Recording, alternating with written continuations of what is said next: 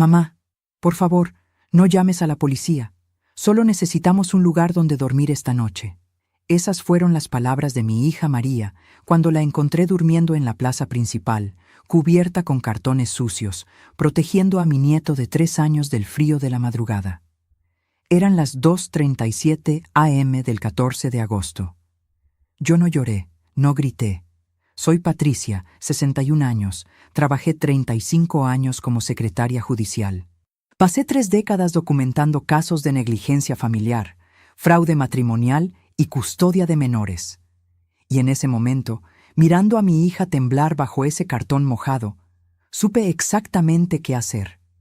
Tomé mi teléfono, no para llamar a la policía, sino para tomar la primera fotografía. Lo que vendría después destruiría el matrimonio de mi yerno, su reputación en el barrio y la relación que creía tener con su madre para siempre. En 21 días exactos, ellos estarían rogando perdón. Pero ya sería demasiado tarde. El aire de la madrugada olía a humedad y basura. La plaza estaba iluminada por una sola farola parpadeante que creaba sombras temblorosas sobre el rostro de mi hija. Podía escuchar el zumbido eléctrico de esa luz defectuosa, el sonido de los autos ocasionales pasando por la avenida a 2 cuadras, y algo más, la respiración irregular de María. Mis manos temblaban mientras sostenía el teléfono, no de miedo, de rabia. Una rabia que había estado creciendo durante 14 meses desde el día que mi hija se casó con Roberto. El sabor en mi boca era metálico, como cuando muerdes tu lengua sin querer. Pero este sabor era el de la furia contenida. Todo se veía tranquilo en esa plaza. Los bancos estaban ordenados. Los árboles se mecían suavemente con la brisa nocturna. Pero debajo de ese cartón, Tetra Pak que alguna vez contuvo leche, mi hija de 28 años dormía en el suelo frío del concreto que yo podía sentir helado incluso a través de mis zapatos. Mamá. Su voz era apenas un susurro cuando abrió los ojos y me vio. Tenía el cabello pegado a la frente por el sudor a pesar del frío. Sus labios estaban partidos. Y cuando extendió su mano hacia mí, pude ver las uñas rotas, sucias de tierra. «¿Dónde está tu marido?», le pregunté. Mi voz salió más calmada de lo que esperaba. 35 años trabajando en tribunales te enseñan a controlar tus emociones incluso cuando el mundo se está derrumbando. Él y su mamá me cerraron la puerta con llave. Se quedaron con todo, mamá. Con mis documentos, mi ropa, hasta con el dinero que tenía ahorrado. Dijeron que yo no servía para nada, que era una mala madre, que... La interrumpí levantando mi mano. Necesitaba pensar. Necesitaba procesar esto. Pero antes de que puedas entender lo que hice después, necesitas saber algo. Yo crié a María sola desde que tenía 6 años. Su padre nos abandonó por una mujer 20 años menor. Trabajé dobles turnos durante 15 años para darle educación privada, ropa decente, todo lo que una madre soltera podía dar. Le enseñé valores, respeto, dignidad. Y ahora, mirándola ahí en ese piso frío, me preguntaba si había fallado. ¿Sabes qué fue lo peor? No fue verla en la calle. Fue darme cuenta de que durante 14 meses yo había visto las señales. Y las ignoré. Pero volvamos a esa madrugada del 14 de agosto.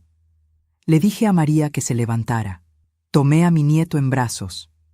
El pequeño Mateo seguía dormido, con su carita sucia y su pelo lleno de polvo. Pesaba tan poco. Demasiado poco para un niño de 3 años. Mentalmente tomé nota. Desnutrición posible.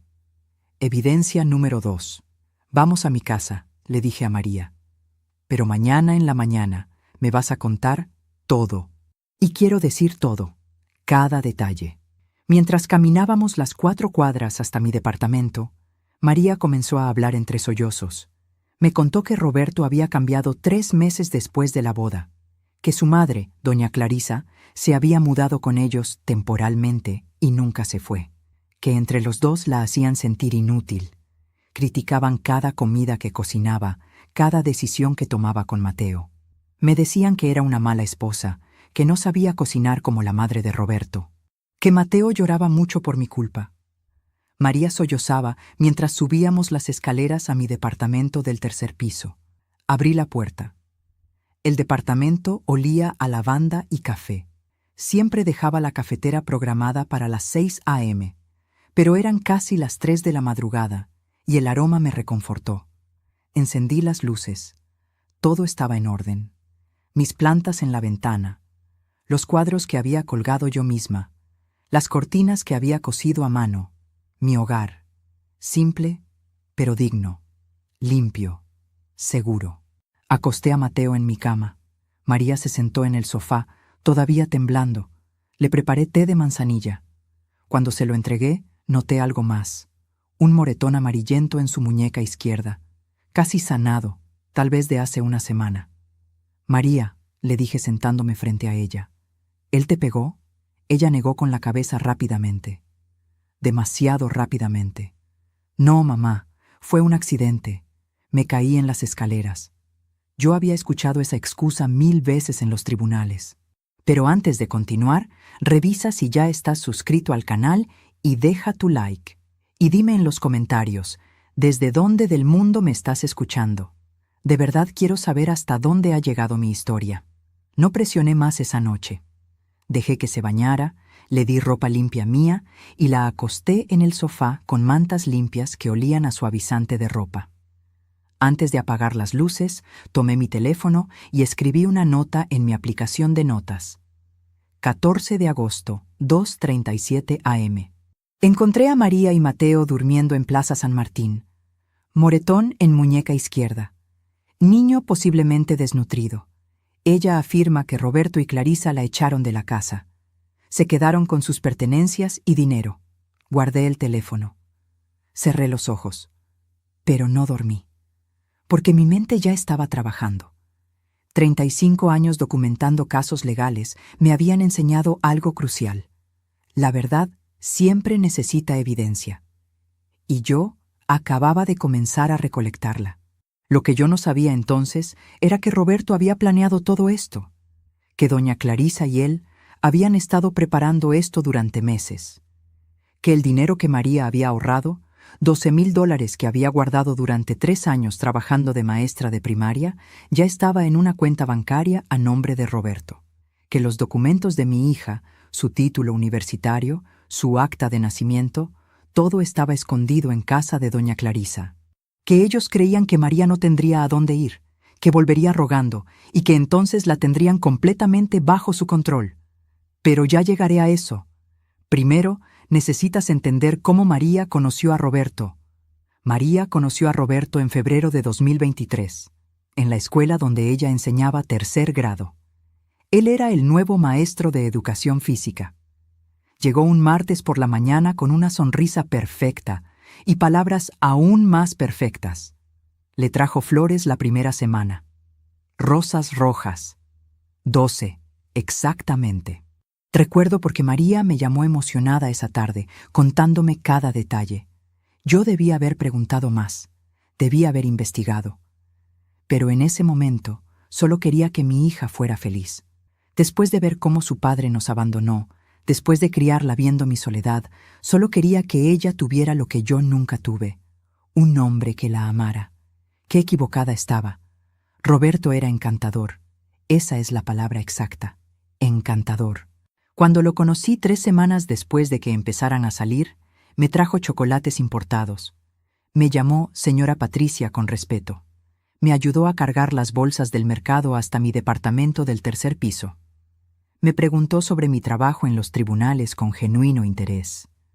O eso parecía. Me habló de su madre viuda, doña Clarisa, que vivía sola desde que su padre murió 5 años atrás. Me dijo que él era todo lo que ella tenía, que era un hijo devoto, que la familia era lo más importante para él, igual que para nosotros, le dije yo, tomando la mano de María. Él sonrió, esa sonrisa que después aprendería a reconocer, esa sonrisa que no llegaba a sus ojos, pero eso vendría después. Porque en los primeros 6 meses, Roberto fue perfecto, demasiado perfecto, y ahí estaba la primera señal que ignoré. Déjame ser específica. Roberto nunca dejaba que María pagara nada, ni un café, ni una entrada al cine. Yo me encargo, mi amor, decía siempre. Suena romántico, ¿verdad? Pero lo que yo no entendí entonces era que él estaba estableciendo control. Estaba creando una dinámica donde ella dependía de él, donde ella se acostumbraba a no tomar decisiones financieras. La segunda señal llegó en julio de 2023. María me llamó llorando un domingo por la tarde. Roberto había cancelado una cena con nosotras porque doña Clarisa se sentía sola y él necesitaba ir a visitarla. Era la tercera vez en 2 semanas. Pero mamá, es que él es tan buen hijo, María me decía entre sollozos. No puedo enojarme con él por cuidar a su madre. Claro que no, mi amor, le respondí. Pero un hombre puede cuidar a su madre y a su novia. No tiene que elegir. Tú no entiendes, mamá. Doña Clarisa está muy sola. Debí haber dicho más. Debí haber advertido a María que un hombre que cancela planes constantemente por su madre nunca va a poner a su esposa primero. Pero no lo hice. Porque yo tampoco quería ser la suegra entrometida. Quería que María fuera feliz. Y en ese momento, ella parecía feliz. Excepto cuando no lo era. Se comprometieron en diciembre de 2023. Roberto le propuso matrimonio en Nochebuena, frente a toda mi familia. Fue público, romántico, con una banda de mariachis y todo. María lloró de felicidad.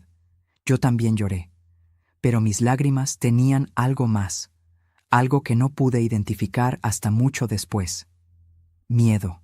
La tercera señal llegó en enero de 2024, cuando comenzaron a planear la boda. Doña Clarisa quería controlar todo. El lugar, el menú, la lista de invitados, hasta el color del vestido de María. Es que ella tiene mucha experiencia en organizar eventos, María me explicaba una tarde mientras tomábamos café en mi cocina. Y además, ella está pagando la mitad de la boda, mamá. Ahí estaba. Dinero, control. Las dos cosas siempre van juntas. ¿Y tú qué quieres, María?, le pregunté. Ella se quedó callada. Miró su taza de café. Y luego dijo algo que debió haberme alarmado más. Yo solo quiero que Roberto sea feliz, mamá. Si su mamá está feliz, él está feliz. María no estaba planeando su boda. Estaba planeando la boda de doña Clarisa. Se casaron el 23 de marzo de 2024. La ceremonia fue hermosa, no puedo negarlo. Flores blancas por todas partes, una iglesia llena de gente. María lucía radiante con su vestido blanco que doña Clarisa había elegido. Yo usé un vestido azul marino que había comprado con mi propio dinero porque no quise que doña Clarisa me ayudara, como había insistido 3 veces. Durante la ceremonia, cuando el sacerdote preguntó si alguien tenía alguna objeción, hubo un silencio. Yo apreté mi bolso con fuerza. Sentí las palabras subir por mi garganta, pero las tragué. Me las tragué con el sabor amargo del arrepentimiento que todavía puedo sentir ahora. En la recepción, doña Clarisa dio un discurso. Habló durante 7 minutos. 7 minutos sobre cómo ella había criado a Roberto sola, sobre los sacrificios que había hecho, sobre cómo ninguna mujer sería suficientemente buena para su hijo, pero que María parecía aceptable. Parecía aceptable. Esas fueron sus palabras exactas. Nadie dijo nada. Todos rieron incómodos. María sonrió, pero yo vi cómo sus manos temblaban cuando levantó su copa de champán. Los primeros 3 meses de matrimonio fueron relativamente tranquilos. María se mudó al departamento de Roberto. Era pequeño, de 2 habitaciones, pero estaba bien ubicado. Yo la visitaba cada 2 semanas. Todo parecía normal, excepto que María había dejado de usar su teléfono tanto. Antes me llamaba todos los días. Ahora pasaban 3, 4 días sin que habláramos. Es que estoy ocupada adaptándome a la vida de casada, mamá, me explicó una vez. Pero yo sabía. Yo había visto suficientes casos en los tribunales. El aislamiento siempre es la primera señal. En junio de 2024, María quedó embarazada. Llamó llorando, pero esta vez de felicidad. Roberto estaba emocionado. Doña Clarisa también, o eso parecía. Me invitaron a cenar para celebrar. Fui con un regalo, un libro de nombres para bebés que yo había usado cuando estaba embarazada de María.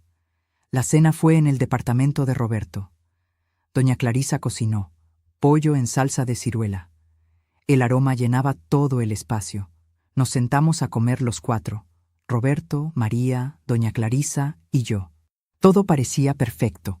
La comida estaba deliciosa. La conversación era amena. Roberto le acariciaba la mano a María. Doña Clarisa sonreía. Y entonces, mientras servían el postre, doña Clarisa dijo algo casual, como quien no quiere la cosa. Cuando nazca el bebé, me voy a mudar aquí para ayudar a cuidarlo. María es primeriza, va a necesitar ayuda. No fue una pregunta. Fue una declaración. Miré a María. Ella miró su plato. Miré a Roberto. Él asintió como si fuera lo más normal del mundo. Es muy generoso de tu parte, Clarisa, dije yo, manteniendo mi voz calmada. Pero estoy segura de que María y Roberto pueden manejarlo solos. Y si necesitan ayuda, para eso estoy yo también. Doña Clarisa me miró. Sus ojos eran duros como piedras. Con todo respeto, Patricia, pero tú trabajas tiempo completo. Yo estoy jubilada. Tengo tiempo. Además, yo crié a Roberto solo. Sé lo que hago. Yo también crié a María sola, respondí. El silencio en esa mesa fue tan espeso que podías cortarlo con cuchillo. Roberto se aclaró la garganta. Mamá Clarisa solo quiere ayudar, señora Patricia. Mamá Clarisa. Él la llamaba mamá y a mí, señora Patricia. Esa noche, cuando me fui del departamento, María me acompañó hasta la puerta. Mamá, por favor no te enojes, me susurró. Es solo temporal, solo hasta que yo aprenda a ser buena madre. Le toqué la mejilla. Tú ya eres buena madre, mi amor. No dejes que nadie te diga lo contrario. Ella sonrió, pero no me creyó. Doña Clarisa se mudó al departamento 3 días después. Y ahí fue cuando todo realmente comenzó a cambiar. Porque lo que yo no sabía, lo que María tampoco sabía, era que doña Clarisa no venía a ayudar. Venía a tomar control. Y Roberto no solo lo permitiría, él la ayudaría. Pero todavía faltaban 19 días para el 14 de agosto. 19 días para que yo encontrara a mi hija durmiendo en esa plaza. Y muchas cosas pasarían antes de esa madrugada. Cosas que nunca imaginé que un hijo pudiera hacerle a su esposa. Cosas que una suegra nunca debería hacer. Doña Clarisa se mudó oficialmente el 18 de junio de 2024, un martes por la tarde. Recuerdo la fecha exacta porque ese mismo día yo tenía una audiencia importante en el tribunal. Cuando terminé, a las 4:15 p.m., María me envió una foto. Doña Clarisa estaba en la cocina del departamento, reorganizando todos los gabinetes. Ya está instalada, decía el mensaje de María, pero no había ningún emoji, ningún signo de exclamación. Solo esas 3 palabras secas. Le respondí. ¿Cómo te sientes, mi amor? Pasaron 3 horas antes de que contestara. Bien, mamá, todo bien. Pero yo sabía que no estaba bien. Conozco a mi hija. Y cuando dice que todo está bien, con un punto al final, nada está bien. La primera vez que visité el departamento después de que doña Clarisa se mudara fue el 29 de junio, un sábado por la mañana. Llevé empanadas caseras, las favoritas de María. Toqué el timbre a las 10:35 a.m. Doña Clarisa abrió la puerta. Llevaba puesta una bata de casa floreada y pantuflas, como si viviera ahí desde siempre. Patricia, me saludó. Ni siquiera un buenos días. Solo mi nombre, seco, como quien recibe a un vendedor no deseado. Buenos días, Clarisa. Vine a ver a María. Está descansando. El embarazo la tiene muy cansada. Eran las 10:35 de la mañana. María nunca dormía hasta tarde, ni siquiera los fines de semana. Pero antes de que pudiera decir algo, escuché la voz de mi hija desde adentro. «Mamá, pasa, por favor». Entré. El departamento olía diferente. Ya no olía a la loción de coco que María siempre usaba. Olía a incienso de lavanda, el mismo que doña Clarisa usaba. Los muebles estaban reorganizados. Las fotos que María había colgado en la pared de la sala, fotos de nosotras dos, de su infancia, habían sido reemplazadas por fotos de Roberto con doña Clarisa. Conté 6 fotos nuevas. 6 fotos donde solo aparecían ellos dos. Las fotos de María estaban apiladas en una esquina, contra la pared, como basura esperando ser tirada. Estamos redecoración, explicó doña Clarisa, siguiendo mi mirada. Este departamento necesitaba un toque más maduro. Encontré a María en el sofá de la sala. Llevaba puesta una pijama arrugada. Tenía ojeras profundas. Cuando me vio, sus ojos se llenaron de lágrimas, pero las contuvo. Se levantó y me abrazó. Podía sentir sus huesos. Había perdido peso. Una mujer embarazada de 2 meses no debería estar perdiendo peso. ¿Has comido, mi amor?, le susurré al oído. Antes de que pudiera responder, doña Clarisa habló desde la cocina. María tiene náuseas matutinas terribles. Casi no retiene nada. Yo le preparo caldos especiales, pero ella es muy delicada del estómago. Algo no cuadraba. María nunca había sido delicada del estómago. De niña comía de todo. ¿Sabes qué fue lo peor? Que mi hija no dijo nada. Solo asintió, confirmando la mentira de doña Clarisa. Pasamos 2 horas juntas esa mañana. Doña Clarisa no nos dejó solas ni 5 minutos. Cada vez que María comenzaba a contarme algo, doña Clarisa interrumpía con un comentario, una pregunta, una sugerencia. A las 12:47 p.m., Roberto llegó del gimnasio, sudado, con ropa deportiva cara. Me saludó con un beso en la mejilla que olía a sudor y colonia barata. Señora Patricia, qué gusto verla. ¿Se queda a almorzar? Si no es molestia. Claro que no es molestia, dijo doña Clarisa desde la cocina. Pero su tono decía exactamente lo contrario. Aunque no preparé para 4 personas, solo hay suficiente para 3. El silencio que siguió fue incómodo. Roberto miró a su madre. María miró el piso. Yo mantuve mi dignidad. No te preocupes, Clarisa. Ya comí antes de venir. Mentí. Mi estómago gruñía de hambre, pero antes muerta que darle la satisfacción de verme quedarme donde no era bienvenida. Me despedí a las 1:15 p.m. María me acompañó hasta la puerta. «Mamá, ven a visitarme pronto», me susurró. Había desesperación en su voz. «Puedes venir a mi casa cuando quieras, mi amor. Sabes que siempre eres bienvenida». «Lo sé. Es solo que, con el embarazo y todo...» No terminó la frase. Doña Clarisa la llamó desde adentro. «María, el almuerzo está listo». Mi hija me dio un último abrazo y cerró la puerta. Bajé las escaleras con un nudo en el estómago. Algo estaba mal. Muy mal. Pero no tenía pruebas. Solo intuición. Y 35 años en tribunales me habían enseñado que la intuición no sirve en una corte. Necesitas evidencia. Así que comencé a documentar. Esa misma tarde, a las 3:22 p.m., abrí un documento nuevo en mi computadora. Lo titulé Observaciones, María, y escribí todo, cada detalle de esa visita. La pérdida de peso, las ojeras, las fotos removidas, el incienso, la forma en que doña Clarisa controlaba cada conversación, la forma en que María no pudo hablar libremente. No sabía para qué estaba documentando. Solo sabía que necesitaba hacerlo. Durante julio de 2024, intenté visitar a María 4 veces más. Cada visita fue peor que la anterior. El 6 de julio, llegué sin avisar a las 5:45 p.m. Doña Clarisa abrió la puerta y me dijo que María estaba durmiendo otra vez. El 12 de julio, llamé antes de ir. María me pidió que mejor no fuera porque la casa estaba muy desordenada. El 19 de julio, insistí en verla. Cuando llegué, María estaba limpiando el piso de la cocina, de rodillas, embarazada de 3 meses, limpiando el piso con un cepillo mientras doña Clarisa estaba sentada en el sofá viendo televisión. «Es que se le cayó aceite», explicó doña Clarisa sin siquiera mirarme. «Y como es su descuido, es justo que ella lo limpie». Algo en mí se quebró en ese momento, pero mantuve la calma. Ayudé a María a levantarse. Tomé el cepillo de sus manos. «Yo termino esto», le dije. «No, mamá, yo puedo...» «Tú estás embarazada. Siéntate». Roberto llegó en ese momento. Vio la escena. A su madre en el sofá, a su esposa de rodillas, a mí sosteniendo el cepillo. ¿Y sabes qué dijo? «Señora Patricia, no se moleste. María ya casi terminaba». No defendió a su esposa.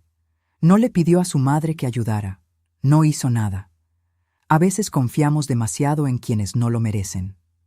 ¿Tú también has sido decepcionado por alguien que amabas? Comparte tu historia en los comentarios. Quiero leerte y saber que no estoy sola en esto. Me fui de ese departamento a las 6:33 p.m. con las manos temblando de rabia. Esa noche agregué más detalles a mi documento, pero seguía sin saber qué hacer con toda esa información. El 26 de julio, María me llamó llorando. Eran las 11:52 p.m. Mamá, ¿puedo ir a dormir a tu casa esta noche? Por supuesto, mi amor. ¿Qué pasó? Roberto y yo tuvimos una discusión. Necesito espacio. Ven ahora mismo. Te espero despierta. Pero nunca llegó. A las 12:34 a.m. me llamó otra vez. Mamá, ya se arregló todo. Roberto se disculpó. Dice que estaba estresado por el trabajo. Me prometió que va a cambiar. Esas palabras. Me prometió que va a cambiar. ¿Cuántas veces las había escuchado en los tribunales? ¿Cuántas mujeres habían repetido esa misma frase antes de que todo empeorara? ¿Estás segura, mi amor? Sí, mamá, todo está bien. Perdón por haberte despertado. Colgó antes de que pudiera decir algo más. Agosto llegó con un calor sofocante. El 3 de agosto, sábado, Roberto me llamó a las 2:15 p.m. Su voz sonaba amable, casi dulce. Señora Patricia, María y yo queremos invitarla a cenar mañana. Como disculpa por todo el estrés reciente, queremos que sepa que la queremos mucho y que su hija está muy bien cuidada aquí. Debía haber sospechado, pero quería creer. Quería creer que todo mejoraría, que Roberto realmente había cambiado, que doña Clarisa se daría cuenta de que estaba siendo controladora. Fui a cenar el 4 de agosto, domingo, a las 7:00 p.m. Llevé vino y flores. Doña Clarisa preparó una cena hermosa: cordero asado, papas gratinadas, ensalada fresca. La mesa estaba puesta con velas y todo. Roberto me sirvió vino. María sonreía. Parecía feliz, realmente feliz por primera vez en semanas. Señora Patricia, Roberto levantó su copa. Quiero hacer un brindis.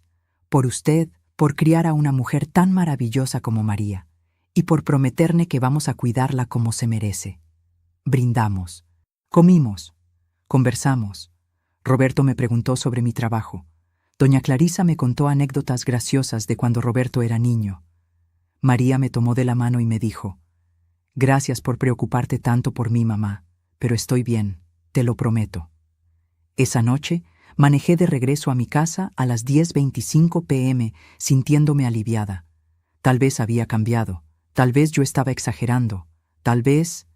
10 días después, encontré a mi hija durmiendo en una plaza cubierta con cartones. Solo faltaban 10 días para el 14 de agosto, y lo que pasó en esos 10 días destruiría cualquier ilusión que yo tenía sobre Roberto y su madre.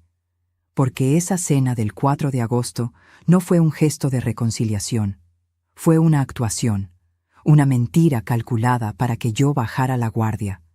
Y funcionó. Lo que yo no sabía era que al día siguiente, el 5 de agosto, doña Clarisa y Roberto comenzarían su plan. El plan comenzó el 5 de agosto, un lunes por la mañana. Pero yo no lo supe hasta semanas después, cuando María finalmente me contó todo.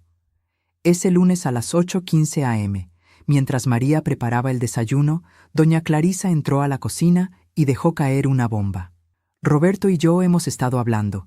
Creemos que sería mejor si tú te vas a vivir con tu madre hasta que nazca el bebé. María casi deja caer el huevo que tenía en la mano. ¿Qué? ¿Por qué? Porque este departamento es muy pequeño para 4 personas, y cuando nazca el bebé será peor. Además, tú no estás aportando dinero ahora que dejaste de trabajar. No es justo que Roberto cargue con todos los gastos. Pero este es mi hogar. Soy su esposa. Doña Clarisa se sirvió café. Tranquila, como quien comenta el clima. Roberto necesita espacio, necesita poder enfocarse en su trabajo sin preocupaciones. Tú estás muy emocional por el embarazo, todo te molesta, todo te hace llorar, es agotador para él. María me contó después que en ese momento sintió que el piso desaparecía bajo sus pies. ¿Roberto piensa eso? Pregúntale tú misma. Roberto llegó a la cocina en ese instante, como si hubiera estado esperando su entrada. Llevaba puesto su traje de trabajo, azul oscuro, recién planchado. Olía a loción cara, de esas que cuestan $150 la botella. Le sirvió café a su madre primero. Ni siquiera miró a María. ¡Roberto! La voz de María temblaba. Tu mamá dice que quieres que me vaya a vivir con mi madre. Él tomó un sorbo de café, pausado, deliberado. No es que yo quiera, María, es lo más sensato. Mira este lugar, no hay espacio, y tú estás muy sensible últimamente. Tal vez un tiempo con tu mamá te haría bien. Pero estoy embarazada de tu hijo. Exactamente. Y mi madre tiene razón. Necesitas cuidados que yo no te puedo dar porque trabajo 10 horas al día. Tu mamá está jubilada. Puede cuidarte mejor. La lógica era perfecta. Las palabras sonaban razonables. Pero María sintió algo en su estómago que no eran náuseas del embarazo. Era miedo. ¿Y mis cosas? ¿Mi ropa? ¿Mis documentos? Las guardaremos aquí, por supuesto, respondió doña Clarisa. No tiene sentido que lleves todo para luego traerlo de vuelta. María me llamó llorando a las 9:43 a.m. de ese mismo día. Me contó todo entre sollozos. Yo sentí la rabia subir por mi garganta como bilis. Mi amor, ven a mi casa ahora mismo, empaca tus cosas y vente. Mamá, tal vez tienen razón, tal vez sí necesito... No tienen razón, María, te están sacando de tu propia casa. Es solo temporal, mamá, solo hasta que nazca el bebé. Roberto me lo prometió. Ahí estaba otra vez, esa promesa, ese va a cambiar, esa esperanza que te mantiene atrapada. ¿Cuándo te vienes?, le pregunté, intentando mantener mi voz neutral. En 2 semanas. Roberto dice que necesita tiempo para organizar el espacio y guardar mis cosas apropiadamente. 2 semanas. Era el 5 de agosto. En 2 semanas sería... Espera, saqué mi calendario. 14 días desde el 5 de agosto. Eso sería el 19 de agosto. Pero yo encontré a María en la calle el 14 de agosto. 5 días antes de la fecha acordada. Porque ellos nunca planearon esperar 2 semanas. Esa fue otra mentira. Durante los siguientes días, intenté comunicarme con María constantemente. El 6 de agosto me respondía a los mensajes. El 7 de agosto tardaba horas en contestar. El 8 de agosto sus respuestas eran secas. Estoy bien, mamá. El 9 de agosto no respondió en absoluto. La llamé 7 veces. Todas fueron directo al buzón de voz. El 10 de agosto, viernes, fui directamente al departamento. Toqué el timbre a las 3:30 p.m. Nadie abrió. Pero yo sabía que había alguien adentro porque podía escuchar la televisión encendida. Toqué otra vez, y otra vez. A las 3:47 p.m., doña Clarisa finalmente abrió la puerta. Solo una rendija. Su rostro era una máscara de frialdad. ¿Qué necesitas, Patricia? Necesito ver a mi hija. No está. Su teléfono dice que está aquí, tenemos ubicación compartida. Fue un error decir eso. Vi algo cambiar en los ojos de doña Clarisa. Un cálculo, una decisión tomada en fracción de segundo. María salió a caminar, dejó su teléfono aquí. Entonces espero. No, me cerró la puerta en la cara, literalmente. La puerta se cerró a centímetros de mi nariz. Escuché el seguro girando. Clic. Y luego otro clic. 2 seguros. Me quedé ahí parada, en ese pasillo del 3er piso que olía a comida y cloro, mirando esa puerta de madera barata color café. Mis manos se cerraron en puños. Pero no toqué otra vez. No grité. No hice un escándalo. Porque 35 años en tribunales me habían enseñado que la compostura es poder. Saqué mi teléfono y tomé una foto de esa puerta. Hora, 3:51 p.m. Luego envié un mensaje a María. Vine a verte. Tu suegra no me dejó pasar. Llámame cuando puedas. Te amo. Nunca respondió ese mensaje. El 12 de agosto, domingo, Roberto publicó algo en Facebook. Yo no uso mucho las redes sociales, pero una amiga me llamó a las 10:22 a.m. Patricia, ¿viste lo que Roberto publicó? No. ¿Qué publicó? Mejor míralo tú misma. Entré a Facebook, busqué el perfil de Roberto, y ahí estaba, una foto de él y doña Clarisa en un restaurante elegante. la clase de lugar con manteles blancos y copas de cristal. Él vestía camisa blanca, ella un vestido negro. Ambos sonreían. La publicación decía: celebrando la libertad con la mujer más importante de mi vida. Por fin, sin drama.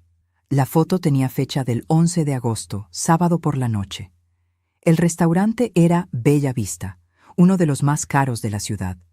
Yo había pasado por ahí 1000 veces sin nunca entrar porque un plato costaba mínimo $80. Hice cálculos mentales. Roberto había dicho que no tenía dinero para mantener a María en el departamento, que el dinero estaba ajustado, pero tenía dinero para llevar a su madre a cenar a un lugar donde la cuenta seguramente había sido de $300 o más, y celebraba la libertad. ¿Libertad de qué? ¿De su esposa embarazada? Intenté llamar a María inmediatamente. Buzón de voz. Le envié el screenshot de la publicación. «Mi amor, ¿qué está pasando?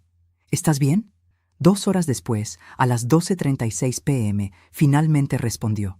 «Estoy bien, mamá. Roberto salió con su mamá. Yo me quedé en casa descansando». ¿Viste lo que publicó? Los 3 puntos aparecieron. Desaparecieron. Volvieron a aparecer. 5 minutos completos de 3 puntos. Finalmente, sí. ¿Y no te molesta? Otros 3 minutos. No quiero hablar de esto, mamá.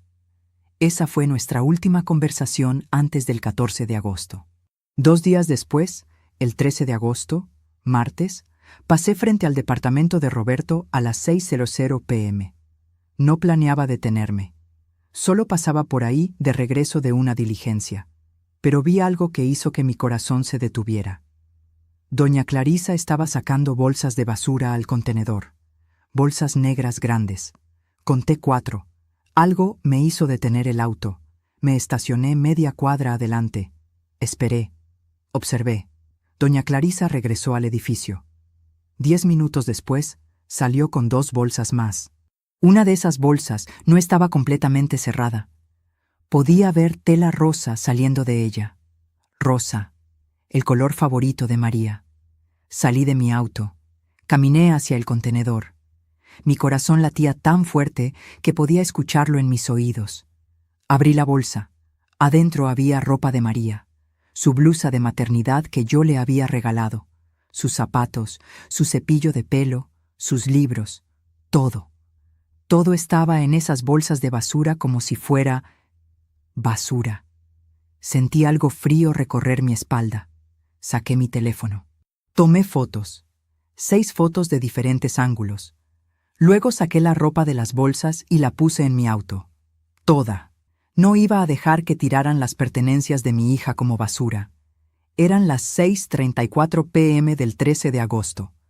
Solo faltaban 8 horas para la medianoche. Y 18 horas para que yo encontrara a mi hija durmiendo en una plaza. Esa noche, a las 10:15 p.m., intenté llamar a María por última vez. Buzón de voz. «Mi amor, encontré tu ropa en la basura. No sé qué está pasando, pero vengo para allá ahora mismo». Manejé hasta el departamento. Llegué a las 10:47 p.m. Todas las luces estaban apagadas. Toqué el timbre. Nadie respondió. Toqué más fuerte. Nada. Grité: «María, soy mamá. ¡Ábreme!». Una ventana se abrió en el apartamento de al lado. Un vecino asomó la cabeza. «Señora, ellos no están. Los vi irse como a las 8 de la noche, con maletas». «¿Y había una chica joven con ellos?». «No, solo el muchacho y su mamá. Iban vestidos elegantes, como para ir a una fiesta o algo así». Sentí que el mundo se inclinaba. ¿Y la esposa del muchacho? ¿La vio? El vecino se rascó la cabeza. «No la veo desde hace como 3 días, ahora que lo pienso». Le agradecí y volví a mi auto. Me senté en el asiento del conductor con las manos temblando. No de miedo, de algo más profundo, más oscuro. Miré el edificio, las ventanas oscuras, la puerta cerrada, y supe, con una certeza que me heló la sangre, que algo terrible había pasado. Manejé por la ciudad durante 2 horas buscando a María. Pasé por el hospital, por la casa de sus amigas, por los lugares que solíamos visitar juntas. Nada. A las 2:37 a.m., del 14 de agosto, pasé por la Plaza San Martín, y ahí estaba ella, mi hija, cubierta con cartones, protegiendo a mi nieto. Y ahí fue cuando todo cambió. Porque ya no era solo una madre preocupada. Era una secretaria judicial jubilada, con 35 años de experiencia, documentando casos exactamente como este. Y ellos no tenían idea de lo que venía. Esa primera noche en mi departamento, después de encontrar a María en la plaza, no dormí. Mientras ella y Mateo finalmente descansaban en mi cama, yo me senté en la mesa de la cocina con una taza de café que nunca me tomé y mi computadora portátil abierta frente a mí. Eran las 4:12 a.m. del 14 de agosto. La luz del amanecer todavía no aparecía. Afuera, la ciudad estaba en silencio. Abrí el documento que había estado guardando. Observaciones, María. Tenía 47 páginas. 47 páginas de notas, fechas, capturas de pantalla, fotos. Todo documentado. Todo con hora exacta y fecha precisa. Porque eso es lo que haces cuando trabajas en tribunales durante 35 años. Documentas. Siempre. Ahora necesitaba un plan. A las 7:15 a.m., María se despertó.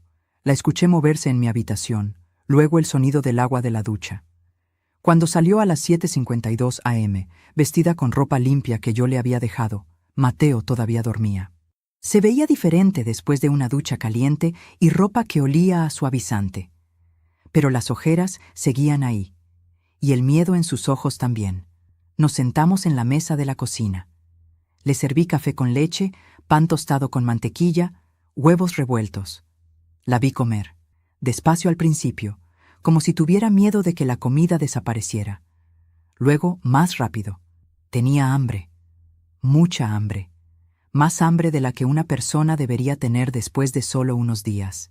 ¿Cuándo fue la última vez que comiste?, le pregunté. Se quedó callada. Miró su plato. Anteayer, en el desayuno. Eso significaba que había estado casi 48 horas sin comer. Una mujer embarazada. Y su hijo de 3 años también. María, mantuve mi voz calmada, controlada. Necesito que me cuentes exactamente qué pasó. Todo, desde el principio. Y no me digas que no quieres preocuparme. Ya estoy preocupada. Ahora necesito la verdad. Ella comenzó a llorar. Pero esta vez no eran lágrimas silenciosas. Era un sollozo profundo, de esos que salen del pecho y te rompen por dentro. Le di tiempo. Le pasé servilletas. Le sostuve la mano. Y cuando finalmente pudo hablar, me contó todo. El 10 de agosto, viernes, el día que doña Clarisa me cerró la puerta en la cara, algo más había pasado. Esa noche, a las 8:30 p.m., Roberto llegó del trabajo. María estaba preparando la cena. Pollo al horno con papas. Doña Clarisa estaba en la sala viendo televisión. Todo parecía normal. Pero cuando Roberto entró a la cocina, su rostro estaba diferente. Frío, calculado. «Necesitamos hablar», le dijo a María. Se sentaron en la mesa de la cocina. Doña Clarisa apagó la televisión y se unió a ellos. Ese fue el primer signo, me contó María. Doña Clarisa ya sabía de qué se trataba la conversación. Estaba preparada. «María», Roberto habló con voz tranquila, casi monótona. «He estado pensando mucho sobre nuestra relación y he llegado a una conclusión. Esto no está funcionando». «¿Qué? ¿Qué no está funcionando?» «Nuestro matrimonio. Tú has cambiado. Te has vuelto demandante, emocional, agotadora. Mi madre y yo hemos hablado y creemos que lo mejor es que te vayas». María me contó que en ese momento sintió como si alguien le hubiera vaciado un balde de agua helada encima. «Pero estoy embarazada de tu hijo». «Exactamente. Y no creo que estés en condiciones de ser buena madre. Mírate, lloras por todo. No puedes mantener la casa limpia, no cocinas bien, mi madre tiene que hacer todo. Tu madre no me deja hacer nada. Cada vez que intento cocinar, dice que lo hago mal. Cada vez que limpio, dice que no es suficiente. Doña Clarisa interrumpió con voz suave, venenosa. «No le eches la culpa a otros de tus fracasos, María. No son fracasos. Yo solo... Suficiente». Roberto levantó la mano. «Ya tomé una decisión. Mañana en la mañana te vas. Puedes llevar una maleta de ropa. El resto se queda aquí. ¿Una maleta? ¿Y mis documentos? ¿Mi acta de nacimiento? ¿Mi título universitario? ¿El dinero que ahorré? Roberto sonrió. Esa sonrisa que no llegaba a sus ojos. Tus documentos están seguros aquí. Los cuidaremos. ¿Y el dinero? Bueno, tú lo pusiste en nuestra cuenta conjunta voluntariamente. Técnicamente es nuestro dinero ahora. Son $12,000 que yo ahorré durante 3 años. Y los usaremos para el bebé, cuando nazca. Si decides ser una buena madre para entonces. María me contó que intentó razonar con él. Intentó recordarle sus votos matrimoniales. Intentó apelar a su amor. Pero era como hablarle a una pared. Sus ojos estaban vacíos, como si el hombre con quien se había casado ya no existiera. Por favor, Roberto. Por favor. Podemos ir a terapia de pareja. Podemos... No hay nada que terapear. Ya no te amo, María. No sé si alguna vez lo hice. Esas palabras, me dijo María, fueron peores que cualquier golpe físico. Esa noche durmió en el sofá. O intentó dormir. A las 13:00 am, escuchó voces en la habitación de Roberto. Él y doña Clarisa hablando. Se acercó a la puerta. Y escuchó algo que le heló la sangre. ¿Crees que se lo creyó?, preguntaba doña Clarisa. Totalmente. Es tan ingenua, respondía Roberto. Tal como planeamos. ¿Y si va con su madre? Mejor. Así está fuera de nuestra vista. Podemos decir que ella abandonó el hogar. Eso nos ayudará cuando pidamos la custodia. Eres tan inteligente, mi hijo. Igual que tu padre. Él también sabía cómo manejar a las mujeres. Se rieron, los dos. Mientras María estaba del otro lado de la puerta, con las manos sobre su vientre embarazado, ellos se reían. Al día siguiente, 11 de agosto, sábado, a las 9:00 am en punto, Roberto puso una maleta frente a María. Tienes 1 hora para empacar, después te vas. ¿Pero a dónde voy a ir? No es mi problema. Tal vez con tu madre. Tal vez a un refugio. No me importa.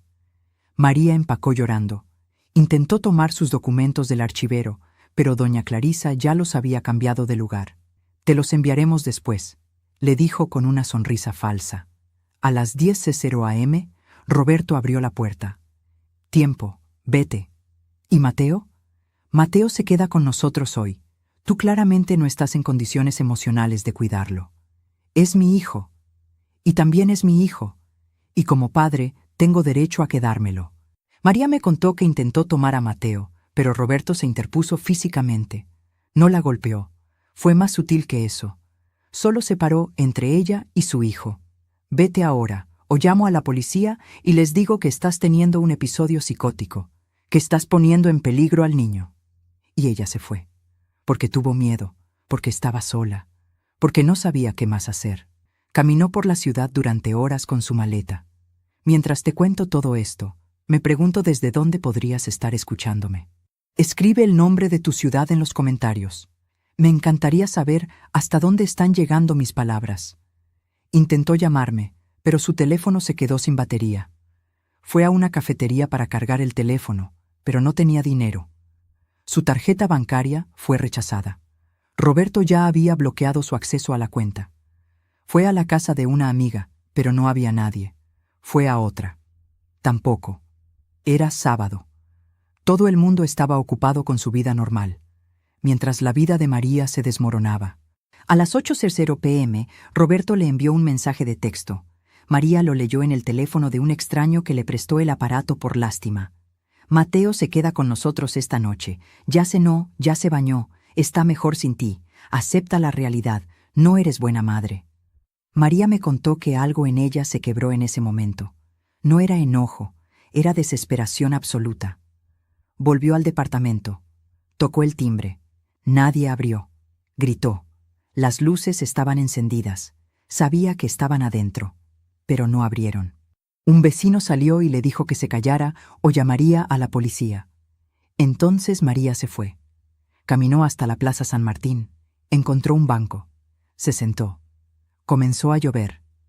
Buscó refugio bajo un árbol. Luego encontró cartones junto a un contenedor de basura. Los usó para cubrirse. El domingo 12, Roberto le envió otro mensaje. Puedes venir a recoger a Mateo a las 3 p.m., pero no puedes entrar al departamento. María fue. Estaba sucia, mojada, hambrienta. Roberto le entregó a Mateo en la puerta del edificio. El niño estaba limpio, bien vestido. Olía a jabón y champú caro. Mami, Mateo le dijo con su vocecita, ¿por qué te fuiste? Abuela Clarisa dice que no nos quieres. Y ahí fue cuando María supo que no era solo abandono. Era alienación. Estaban borrándola de la vida de su hijo activamente. ¿Y los siguientes 2 días? Le pregunté a María mientras ella terminaba de contarme todo. Dormí en la plaza con Mateo. Comí lo que encontraba. Un señor nos dio un pan el lunes, una señora nos dio frutas el martes, y luego tú me encontraste. Terminó de hablar a las 9:47 a.m. del 14 de agosto.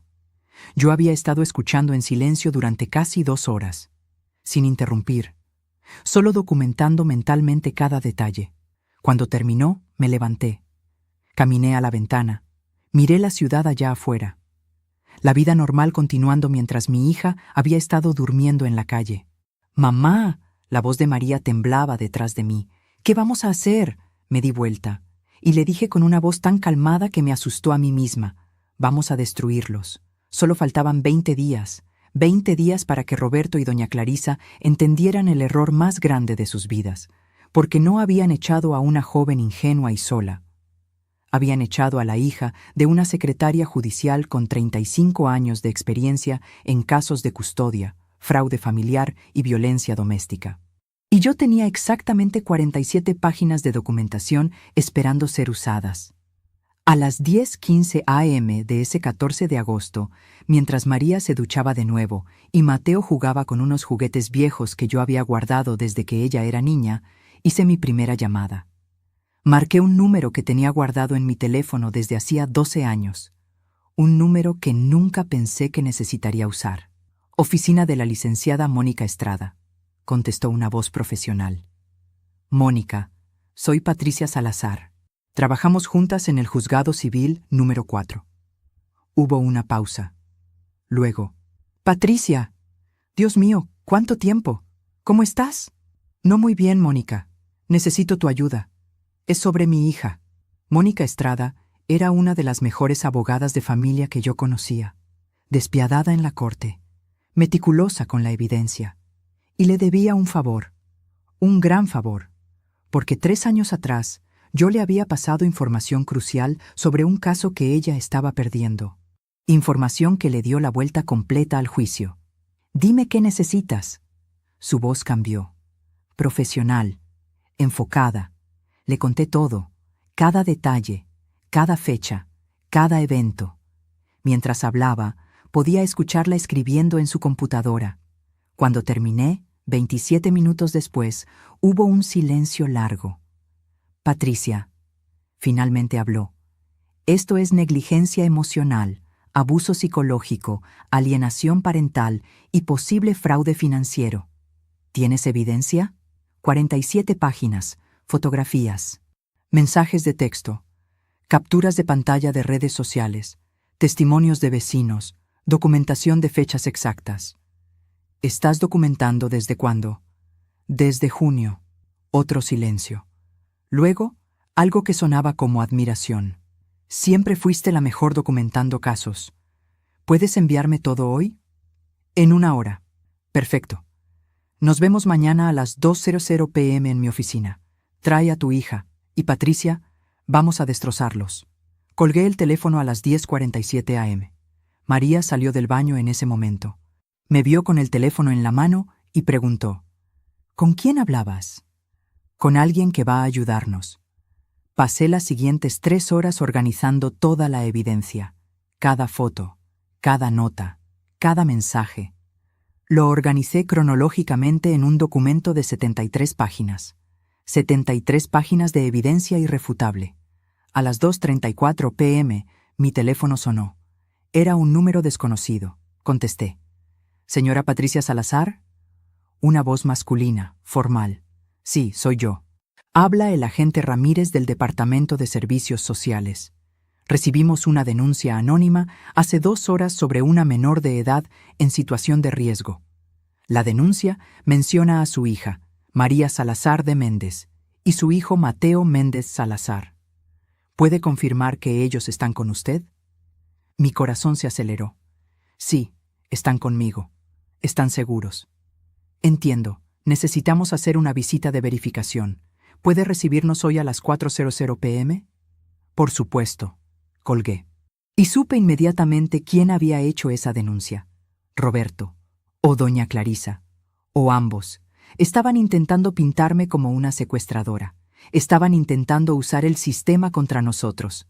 Pero cometieron un error fatal. Porque ellos no sabían que yo conocía el sistema mejor que ellos. A las 4:00 p.m. en punto, tocaron mi puerta. 2 trabajadores sociales, el agente Ramírez, un hombre de unos 40 años con carpeta y grabadora, y la agente Sofía Torres, una mujer joven con ojos amables pero mirada analítica. Los invité a pasar. Mi departamento estaba impecable. Siempre lo estaba. Las plantas en las ventanas estaban regadas, los pisos limpios. El aire olía a café recién hecho y galletas horneadas que había preparado esa mañana. Mateo jugaba en la sala con juguetes limpios. María estaba sentada en el sofá, vestida con ropa limpia, el cabello recién lavado. ¿Puedo ofrecerles café?, pregunté con mi voz más calmada. No, gracias, respondió el agente Ramírez. Solo necesitamos hacer algunas preguntas. Me senté. Adelante. Durante los siguientes 45 minutos les conté todo, pero no como una madre histérica, como una secretaria judicial con 35 años de experiencia presentando un caso, con fechas, con evidencia, con documentación. Les mostré las fotos de María y Mateo durmiendo en la plaza. Timestamp, 2:37 a.m., 14 de agosto. Les mostré las fotos de la ropa de María en bolsas de basura. Timestamp, 6:34 p.m., 13 de agosto. Les mostré los mensajes de texto de Roberto, los de «No eres buena madre» y «Acepta la realidad». Les mostré las capturas de pantalla de Facebook, donde Roberto celebraba la libertad, mientras su esposa embarazada dormía en la calle. Les mostré mi documento de 73 páginas. Vi el momento exacto en que sus expresiones cambiaron, de escépticos a horrorizados. La agente Torres miró a María con los ojos brillantes. «¿Cuántos meses de embarazo tienes?» 4 meses, respondió María con voz suave. ¿Y dormiste en la calle por 3 noches? Sí, la agente Torres escribió algo en su libreta. Su mano temblaba ligeramente. El agente Ramírez cerró su carpeta. Señora Salazar, ¿usted trabajó en el sistema judicial? 35 años como secretaria judicial. Juzgado Civil número 4. Algo pasó por su rostro. Reconocimiento. Yo testifiqué en ese juzgado hace 6 años. Usted estaba ahí. El caso Morales contra Morales. Asentí. Lo recuerdo. Usted fue la que organizó toda la evidencia que salvó a esos niños de un padre abusivo. Hice mi trabajo. Él intercambió una mirada con la agente Torres. Señora Salazar, vamos a necesitar hacer una visita al hogar del padre, según protocolo, pero entre usted y yo, bajó la voz. Esta es una de las peores negligencias emocionales que he visto, documentada a la perfección. Se fueron a las 5:03 p.m. Antes de irse, la agente Torres me dio su tarjeta personal. Si necesita cualquier cosa, llámeme directamente. Cuando cerré la puerta, me apoyé contra ella. María me miró. ¿Qué significa eso, mamá? Significa que en 48 horas, Roberto va a recibir una visita que nunca olvidará. Pero yo no iba a esperar 48 horas para mi siguiente movimiento. Esa noche, a las 8:22 p.m., hice mi segunda llamada. Esta vez a Rodrigo Peralta, un investigador privado que había trabajado en docenas de casos conmigo durante mis años en el tribunal. Rodrigo, necesito que investigues a alguien. Roberto Méndez Castro y su madre, Clarisa Castro de Méndez. ¿Qué necesitas saber? Todo. Historial laboral, cuentas bancarias, propiedades, deudas, relaciones pasadas, antecedentes penales, todo. ¿Para cuándo? 72 horas. Patricia, eso es. Te pago el doble de tu tarifa normal, en efectivo. Hubo una pausa. Dame la información. Le di todos los datos que tenía. Colgué a las 8:41 p.m. María me miraba desde el sofá. Mamá, ¿qué estás haciendo? Me senté junto a ella.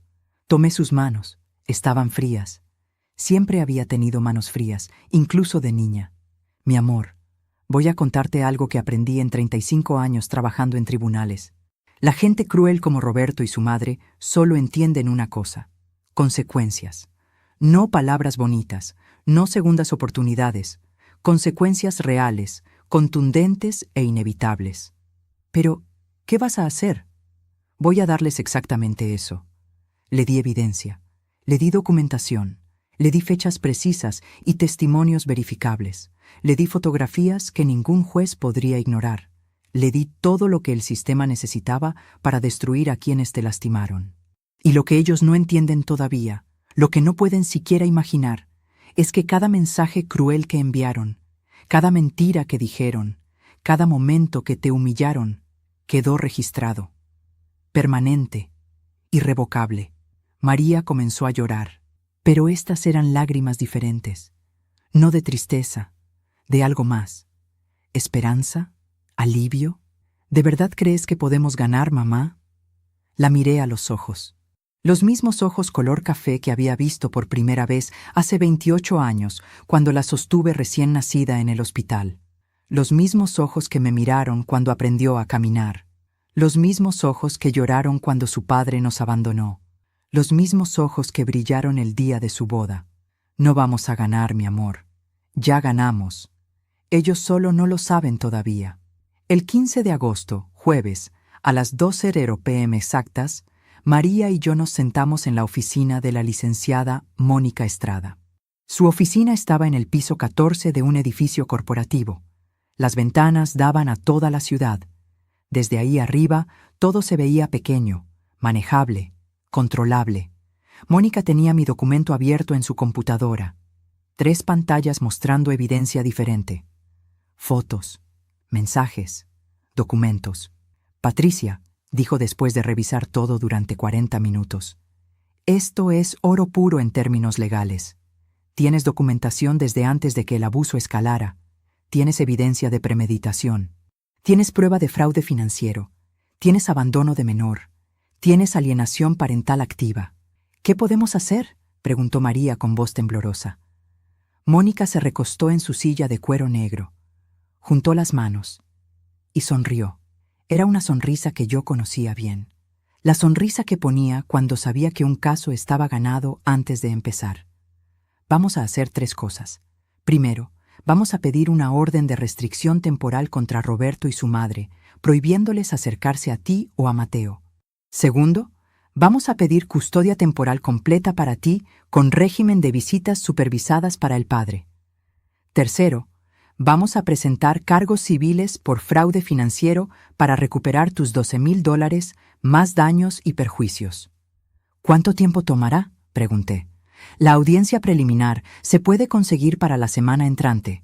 Con esta evidencia, el juez concederá medidas cautelares inmediatas. Yo calculo 18 días para la primera resolución. 18 días. Era el 15 de agosto. 18 días nos llevarían al 2 de septiembre. Solo faltaban 18 días para que Roberto y doña Clarisa se presentaran ante un juez. 18 días para que su mundo perfectamente construido se desmoronara. ¿Y ellos?, preguntó María. ¿Qué pasará con ellos? Mónica la miró directamente. Si todo sale como espero, Roberto perderá la custodia compartida. Tendrá que devolver el dinero. Posiblemente enfrente cargos por fraude. Su reputación quedará destruida. Y su madre. Bueno, ella aprenderá que meterse con la familia equivocada tiene consecuencias. Salimos de esa oficina a las 3:47 p.m. El sol de la tarde pegaba fuerte. La ciudad se veía diferente desde la calle. Más real, más viva. María caminaba diferente, con la espalda más recta, con la cabeza en alto. «Mamá», me dijo mientras esperábamos el autobús, «¿crees que Roberto intente hacer algo cuando se entere?» Probablemente, pero ya no importa. porque en 18 días él ya no tendrá ningún poder sobre ti. El 17 de agosto, sábado, recibí el informe de Rodrigo. 38 páginas de información que hicieron que mi sangre hirviera. Roberto tenía $47,000 en deudas de tarjetas de crédito. Todas por compras de lujo. Ropa cara, restaurantes caros, viajes. La cena del 11 de agosto en Bella Vista había costado exactamente $340, pagada con el dinero de la cuenta conjunta, el dinero de María. Doña Clarisa tenía 2 propiedades a su nombre, 2, y nunca le había dicho a nadie. Una casa en las afueras valorada en $180,000 y un departamento que rentaba por $1,200 mensuales. No estaba pobre y sola como siempre decía. Estaba cómoda, muy cómoda. Y lo mejor, Roberto había sido reportado 2 veces en su trabajo por comportamiento inapropiado con compañeras. Nada que resultara en despido, pero quedó registrado en su archivo. Le envié todo a Mónica esa misma noche. El 20 de agosto, martes, María recibió un mensaje de Roberto. El primero desde que la había echado. Necesitamos hablar. Ven a la casa mañana a las 3 p.m. María me mostró el mensaje con manos temblorosas. ¿Qué hago, mamá? Vas, pero no sola. Al día siguiente, 21 de agosto, a las 2:55 p.m., María y yo nos paramos frente al edificio de Roberto. Yo llevaba mi teléfono en el bolsillo, grabando. Todo lo que se dijera quedaría registrado. Tocamos el timbre. Roberto abrió. Se veía diferente, desaliñado. Tenía barba de 3 días, los ojos rojos, como si no hubiera dormido. María, ni siquiera me miró a mí. Necesito que vuelvas. Mateo te extraña. Era mentira. Mateo no lo había mencionado ni una vez en 7 días. María, con voz más firme de lo que yo esperaba, respondió: No. ¿Cómo que no? No voy a volver, y mañana vas a recibir documentos legales. Te sugiero que consigas un abogado. Vi el momento exacto en que Roberto entendió que algo había cambiado. Sus ojos se ensancharon. Su rostro palideció. ¿Qué documentos? Orden de restricción, demanda de custodia, demanda civil por fraude, 38 páginas de evidencia. ¿Quieres que continúe? Detrás de Roberto, doña Clarisa apareció. ¿Qué está pasando aquí? María se dio vuelta, y con una dignidad que me llenó de orgullo dijo: Se van a arrepentir de haberme tratado como basura. Ambos. Nos fuimos. Solo faltaban 12 días para la audiencia, y el verdadero infierno apenas estaba comenzando. El 22 de agosto, miércoles a las 9:34 a.m., un oficial judicial tocó la puerta del departamento de Roberto. Yo lo sé porque la licenciada Mónica me llamó 5 minutos después para confirmarlo. Los documentos fueron entregados. Firmó de recibido a las 9:37 a.m. exactamente. Parecía desconcertado. Desconcertado. Esa palabra me hizo sonreír. Esa misma tarde, a las 4:12 p.m., mi teléfono sonó. Era un número privado. Contesté. ¿Qué demonios crees que estás haciendo? La voz de doña Clarisa gritaba con tanta fuerza que tuve que alejar el teléfono de mi oreja. Podía escuchar su respiración agitada, el temblor de rabia en cada palabra. ¿Cómo te atreves a meter abogados en asuntos de familia? Esto es entre Roberto y María. Mantuve mi voz perfectamente calmada, fría, como hielo. No, Clarisa. Esto es entre un hombre que abandonó a su esposa embarazada en la calle y la justicia. Ya no es asunto de familia. Es asunto legal. Eres una bruja entrometida, siempre lo fuiste, siempre quisiste controlar a tu hija y ahora quieres destruir a mi hijo. Tu hijo se destruyó solo. Yo solo documenté el proceso. Hubo un silencio. Podía escucharla respirar. Luego, su voz cambió, más suave, manipuladora. Patricia, seamos razonables. Somos familia. Podemos resolver esto sin abogados, sin jueces, como gente civilizada. Gente civilizada no echa a mujeres embarazadas a la calle, Clarisa. Ella se fue sola. Nadie la echó. Tengo mensajes de texto que dicen lo contrario. Tengo fotografías. Tengo testimonio de vecinos. Tengo 73 páginas de evidencia que cualquier juez leerá con mucho interés. Otro silencio, más largo. Cuando habló otra vez, había algo nuevo en su voz, algo que me tomó un momento identificar. Miedo. ¿Qué quieres? ¿Dinero? ¿Es eso? Podemos devolver el dinero de María, los $12,000, con intereses. No es solo por el dinero. ¿Entonces qué? Quiero que ustedes dos sientan exactamente lo que mi hija sintió. Desprotección, abandono, miedo, y quiero que aprendan que las acciones tienen consecuencias. Colgó sin decir nada más. Pero yo sabía que el mensaje había sido recibido. El 24 de agosto, viernes, llegó la primera victoria pequeña, pero significativa. El juez concedió una orden de restricción temporal. Roberto y doña Clarisa tenían prohibido acercarse a María a menos de 100 metros. Prohibido contactarla por teléfono, mensaje o redes sociales. Prohibido presentarse en mi departamento. Si violaban la orden, irían directamente a la cárcel. María lloró cuando le mostré el documento. ¿Esto es real, mamá? ¿De verdad no pueden acercarse a mí? Es real, y si intentan algo, tendrán cargos criminales. Por primera vez en meses, vi a mi hija sonreír. Una sonrisa real, que llegaba a sus ojos, pero ellos no se iban a rendir tan fácilmente. El 26 de agosto, domingo, recibí un correo electrónico de un abogado llamado Ernesto Villalobos. Representaba a Roberto. El correo era educado pero amenazante. Decía que yo estaba llenando la cabeza de María con ideas falsas y que estaban considerando demandarme por alienación parental inversa y interferencia maliciosa en relación matrimonial. Le reenvié el correo a Mónica con una sola línea. ¿Esto es real o solo están asustados? Ella respondió en 5 minutos. Están aterrorizados. Esto es desperation pura. Ignóralo. El 28 de agosto, martes, llegó la visita prometida de servicios sociales al departamento de Roberto. El agente Ramírez y la agente Torres se presentaron a las 2:00 p.m. sin previo aviso.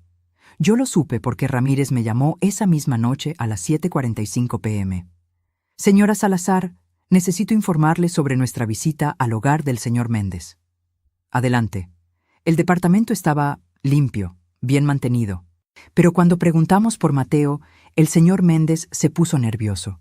Nos dijo que el niño estaba temporalmente con la madre, pero que él tenía derecho a custodia compartida.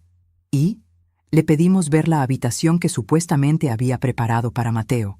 Nos mostró un cuarto pequeño, efectivamente con una cuna y algunos juguetes. Pero la agente Torres notó algo. Todas las etiquetas de precio todavía estaban en los juguetes. La cuna todavía tenía el plástico protector. La ropa en el closet nunca había sido lavada, todavía tenía los dobleces de la tienda. Sentí satisfacción recorrer mi columna vertebral. ¿Qué significa eso? Significa que todo fue comprado recientemente, probablemente después de recibir la demanda. Es escenografía, señora Salazar. Están tratando de aparentar que tenían las cosas preparadas, pero es obvio que lo compraron todo de último momento. ¿Eso ayudará al caso de mi hija? Definitivamente. Y hay más. Cuando preguntamos por qué María se había ido, doña Clarisa, quien también estaba presente, dijo que María había abandonado voluntariamente el hogar por problemas psicológicos. Le pedimos documentación médica que respaldara esos problemas psicológicos. No pudieron proporcionar nada. ¿Nada? Nada. Ni una receta, ni un diagnóstico, ni siquiera el nombre de un médico. Cuando presionamos, doña Clarisa se puso hostil. Nos dijo que estábamos acosando a su hijo y que iba a reportarnos con nuestro supervisor. ¿Y qué hicieron ustedes? Le dijimos que estaba en su derecho, y luego le informamos que nuestro reporte incluiría todo lo observado, incluyendo su hostilidad, las mentiras sobre condición psicológica sin evidencia y la escenografía obvia del cuarto de Mateo. Cerré los ojos, permitiéndome un momento de alivio. Gracias, agente Ramírez. Una cosa más, señora Salazar. Al salir, escuché a doña Clarisa decirle a Roberto, «Esto es culpa de esa víbora de Patricia. Ella está detrás de todo». Pensé que debía saberlo. Lo aprecio. Solo faltaban 5 días para la audiencia del 2 de septiembre. 5 días para que Roberto y doña Clarisa se sentaran frente a un juez y explicaran por qué una mujer embarazada terminó durmiendo en una plaza. El 30 de agosto, jueves, recibí una llamada inesperada. Era Silvia, una excompañera de trabajo de María en la escuela. Patricia, disculpa que te llame así de repente. Conseguí tu número con la directora. Es que necesito contarte algo sobre Roberto. Adelante. Él vino hoy a la escuela, buscaba a María. Le dijimos que ella no trabajaba aquí actualmente porque está de reposo médico por el embarazo. Él se puso agresivo. Empezó a gritar que María lo había abandonado, que le había robado a su hijo, que tú lo estabas manipulando todo. Mi corazón se aceleró. ¿Qué pasó después? La directora tuvo que amenazarlo con llamar a seguridad. Finalmente se fue, pero antes dijo algo extraño. Dijo: díganle a María que esto no va a quedar así. Díganle que conozco gente, que puede haber consecuencias. Eso era una amenaza, directa y clara. Silvia, ¿podrías escribir eso en una declaración formal? ¿Con fecha, hora exacta y las palabras que usó? Por supuesto. De hecho, la directora ya lo documentó todo en el libro de incidentes de la escuela. Tenemos cámaras de seguridad. Todo quedó grabado. ¿Podrías enviarme esa grabación? Te la envío esta noche. A las 9:22 p.m. tenía el video en mi correo. Lo vi 3 veces. En él, Roberto se veía descontrolado, el cabello despeinado, los ojos inyectados de sangre. Gesticulaba violentamente. Su voz, aunque amortiguada por la cámara de seguridad, se escuchaba agresiva, amenazante. Le envié el video a Mónica con el asunto. Evidencia adicional. Amenazas. Ella respondió a las 10:03 p.m. Esto es oro. Voy a presentarlo como evidencia suplementaria mañana mismo. Esto demuestra que está desestabilizado y potencialmente peligroso. El 31 de agosto, viernes, María recibió un mensaje de un número desconocido. A pesar de la orden de restricción, alguien le escribió: te vas a arrepentir de esto. Vas a perder todo. Eres una mala madre y todo el mundo lo va a saber. Reportamos el mensaje inmediatamente. El juez añadió una violación de la orden de restricción al expediente. Si se probaba que era Roberto o doña Clarisa, enfrentarían cargos de desacato. El 1 de septiembre, sábado, un día antes de la audiencia, no pude dormir. Me quedé despierta en mi sala mirando por la ventana. La ciudad dormía. Las luces parpadeaban allá en la distancia. Todo estaba tranquilo. Pero mi mente no lo estaba. Repasé mentalmente cada pieza de evidencia, cada documento, cada fotografía, cada testimonio. Había dedicado 18 días a construir un caso irrefutable, pero aún así, una pequeña parte de mí temía que no fuera suficiente, que de alguna manera Roberto y doña Clarisa encontraran la forma de manipular al juez, de torcer la verdad. A las 3:42 a.m., María salió de mi habitación. Me encontró sentada en el sofá. «No puedes dormir tampoco», dijo. No era pregunta, era afirmación. No. Se sentó junto a mí. Olía a la crema de manos de lavanda que yo le había dado. Su cabello estaba trenzado, listo para mañana. Quería verse presentable, digna, fuerte. «Mamá, ¿y si perdemos?» Tomé su mano. «No vamos a perder». «Pero, ¿y si...?» «María, mírame». Esperé hasta que sus ojos encontraron los míos. 35 años trabajé en tribunales. Vi cientos de casos, miles. Y te voy a decir algo que aprendí. La verdad siempre gana. No siempre rápido, no siempre fácil, pero siempre. Y nosotros tenemos la verdad de nuestro lado, completamente documentada, irrefutablemente probada. Ella asintió. Una lágrima bajó por su mejilla. Tengo miedo. Yo también. Pero el miedo no significa que estemos equivocadas. Solo significa que nos importa. Nos quedamos sentadas así hasta que el sol comenzó a salir, hasta que la ciudad despertó, hasta que fue hora de prepararnos para el día que cambiaría todo. El 2 de septiembre, domingo... No, espera, corregí. Era lunes. El 2 de septiembre era lunes. La audiencia estaba programada para las 10:00 a.m. en el juzgado de familia número 2. María se vistió con un vestido azul marino que yo le había prestado, simple, conservador. Se veía profesional, madura. Nada del emocional e inestable que Roberto y doña Clarisa intentaban pintar. Llegamos al juzgado a las 9:15 a.m. Mónica nos esperaba en las escaleras. Llevaba un traje gris perfectamente planchado, maletín de cuero negro, cabello recogido en un moño impecable. ¿Listas?, preguntó. «Listas», respondí. Entramos al edificio. El olor familiar a papel viejo, café y madera barnizada me golpeó. ¿Cuántas veces había caminado por estos pasillos?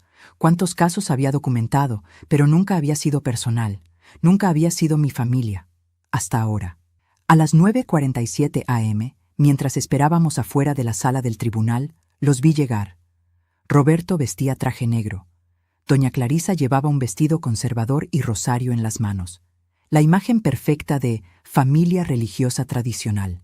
Cuando nos vieron, doña Clarisa me lanzó una mirada de puro odio.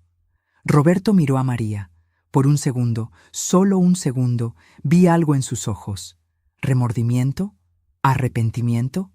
Pero desapareció tan rápido como llegó. A las 10:00 a.m. exactas, las puertas se abrieron. Era hora. La sala del tribunal olía a madera barnizada, papel polvoriento y aire acondicionado demasiado frío. Me senté junto a María en la banca de madera pulida, sintiendo la textura desgastada por miles de personas que habían esperado justicia en ese mismo lugar. El juez era Manuel Córdoba. Lo conocía. Había trabajado con él 8 años antes de su ascenso. Era justo, meticuloso y no toleraba mentiras. Cuando entró a las 10:07 a.m., todos nos pusimos de pie. Él acomodó sus lentes y abrió el expediente de 127 páginas que yo había ayudado a compilar. Caso número 2024, FAM 08762. Su voz resonó. Salazar de Méndez, María contra Méndez Castro, Roberto, licenciada Estrada, puede proceder. Mónica se levantó, cada paso deliberado contra el mármol. Conectó su laptop al proyector. Su señoría, voy a presentar evidencia de un patrón sistemático de abuso psicológico, negligencia emocional, fraude financiero y alienación parental. Todo documentado gracias a la señora Patricia Salazar, ex secretaria judicial de este distrito durante 35 años. Vi a Roberto intercambiar una mirada con su abogado, Villalobos. Hasta ese momento no habían entendido con quién se enfrentaban. La primera imagen apareció. María y Mateo durmiendo bajo cartones en Plaza San Martín. Timestamp 2:37 a.m., 14 de agosto de 2024. Podías ver claramente el vientre embarazado de María, el rostro sucio de Mateo y los cartones mojados por la lluvia. Esta fotografía fue tomada después de buscar a mi hija durante 2 horas.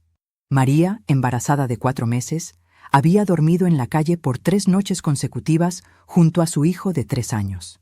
Villalobos se levantó. Objeción, su señoría. No hay evidencia de que mi cliente... Permítame terminar, interrumpió Mónica, porque tengo exactamente esa evidencia. Siguiente imagen, mensajes de texto de Roberto. No eres buena madre. Acepta la realidad. No es mi problema dónde vayas. Luego, la publicación de Facebook. Roberto y doña Clarisa celebrando la libertad en un restaurante de $300 el 11 de agosto, mientras María dormía en la calle. Las fotos de la ropa en bolsas de basura. El reporte bancario mostrando $12,000 transferidos a una cuenta personal a nombre solo de Roberto. Fecha: 9 de agosto, 4 días después de echarla. Vi cómo el rostro de Roberto cambiaba, de confiado a preocupado, de preocupado a aterrorizado. Mónica habló durante 34 minutos. Presentó documentos médicos mostrando que María había perdido 4 kilos durante su embarazo.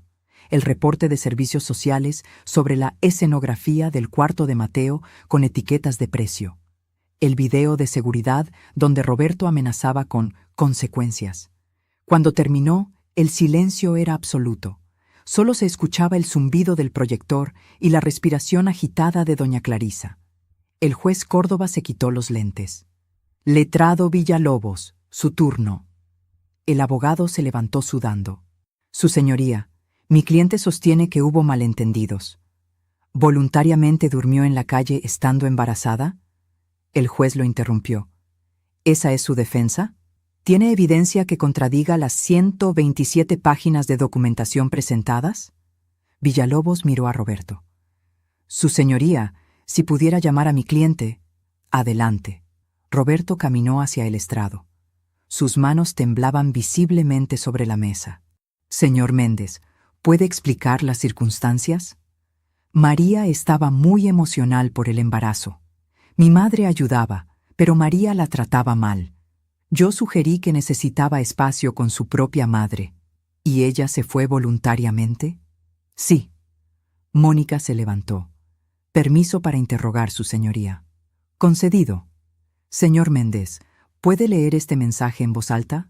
Del 10 de agosto a las 10:00 am. Roberto perdió color. Tienes 1 hora para empacar. Después te vas. Oh, ¿eso suena voluntario? ¿Y este del 11 de agosto? Mateo se queda con nosotros, está mejor sin ti. ¿Le pareció apropiado separar a un niño de 3 años de su madre sin justificación legal? ¿Yo tengo derechos? ¿Derechos que incluyen tomar $12,000 y transferirlos 5 días después de echarla? ¿Derechos que incluyen celebrar con una cena de 340 mientras ella dormía en la calle? Yo no sabía... ¿No sabía o no le importó? ¿Intentó llamarla para verificar que estuviera bien? Pensé que estaba con su madre. El video de la escuela del 30 de agosto. Conozco gente. Puede haber consecuencias. ¿Estaba amenazando a su esposa? No. Entonces, ¿qué significaba? Yo estaba molesto, no pensé lo que decía. Sin más preguntas, su señoría. Villalobos llamó a doña Clarisa. Ella subió con su rosario apretado, interpretando a la abuela preocupada. Su abogado hizo preguntas suaves sobre cómo ayudaba y cómo María era irresponsable. Entonces, Mónica comenzó el contrainterrogatorio. Señora Castro, ¿es cierto que posee propiedades valuadas en 180,000 más un departamento que renta por 1,200 mensuales? Eso es asunto privado. Es asunto del tribunal, cuando dijo que no había dinero para mantener a María mientras tiene ingresos pasivos de 1,200 mensuales. ¿Por qué no ofreció ayuda? Mi dinero es mi dinero. Exacto. Pero el dinero de María, los $12,000 que ahorró, usted consideró que era de su hijo. ¿Es cierto que le dijo a María que no estaba aportando y que no era justo que Roberto cargara con los gastos? Ella no trabajaba, porque estaba embarazada, con riesgo médico. ¿Es mentira que un vecino la escuchó decirle que comía demasiado para alguien que no contribuía? Doña Clarisa se puso roja. Yo solo quería lo mejor. ¿Lo mejor para quién? ¿Para Mateo o para controlar a su hijo? Esa chiquilla no era suficientemente buena para mi Roberto. Nunca lo fue. Él merecía a alguien mejor, alguien de buena familia, alguien con dinero, no una maestra sin apellido. El silencio fue ensordecedor. Acababa de admitir todo. El juez Córdoba cerró el expediente. He visto muchos casos en 18 años, pero esto es una de las crueldades más calculadas que he presenciado. Miró a Roberto. Usted echó a su esposa embarazada, la humilló, la robó, la amenazó, y celebró su sufrimiento mientras ella dormía en cartones. Luego a doña Clarisa. Usted manipuló a su hijo, destruyó un matrimonio porque la esposa no cumplía con sus estándares de buena familia. Mi resolución: custodia completa para María Salazar. El señor Méndez tendrá visitas supervisadas, 2 horas semanales. La señora Castro tiene prohibido estar presente. Orden de restricción permanente contra ambos. No pueden acercarse a menos de 200 metros. Roberto se puso de pie. Su señoría, es mi hijo. Era su hijo, hasta que decidió que su libertad y su madre eran más importantes. Siéntese. Restitución: $12,000 en 30 días, más $5,000 por daños y $3,000 de honorarios legales. No tengo ese dinero. Venda algo. Pídale a su madre que use sus propiedades de $180,000. No es mi problema. El juez golpeó su mazo. Caso cerrado. Roberto y doña Clarisa quedaron petrificados. Vi el momento exacto en que entendieron que habían perdido y que la justicia no se negocia. Doña Clarisa comenzó a llorar, sollozos profundos, y los vi como lo que realmente eran. Dos personas quebradas por su propia crueldad. Salimos a las 11:43 a.m. El sol brillaba. María me tomó la mano, temblando de alivio. «Mamá, ¿de verdad pasó?» «Pasó. ¿Hice lo correcto? ¿Fue demasiado duro? Él es el padre de Mateo. Todavía me pregunto si hice lo correcto. ¿Y tú? ¿Qué habrías hecho en mi lugar? Dime en los comentarios, quiero saber qué piensas». Nos detuvimos en las escaleras. «María, escúchame, tú no hiciste esto. Él lo hizo. Con cada mensaje cruel, con cada acción calculada. Las consecuencias son suyas». Ella asintió, llorando pero sonriendo. Vimos a Roberto y doña Clarisa salir minutos después. Cuando nos vieron, Roberto se detuvo. Por un momento nuestros ojos se encontraron. Vi remordimiento. Real, profundo, demasiado tarde. Abrió la boca, pero María levantó su mano. «No, ya no». Nos fuimos sin mirar atrás.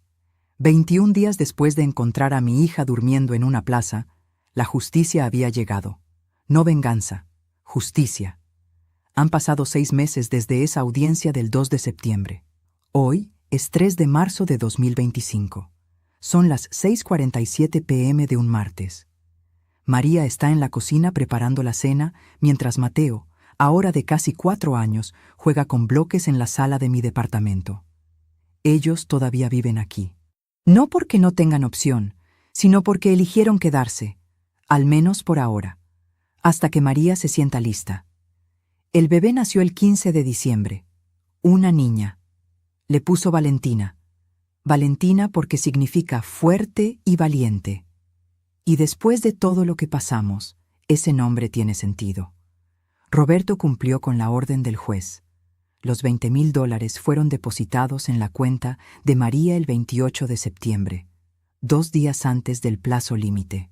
Escuché por una ex compañera del tribunal que tuvo que vender su auto, el Tesla rojo de $85,000 que había comprado solo 6 meses antes de echar a María.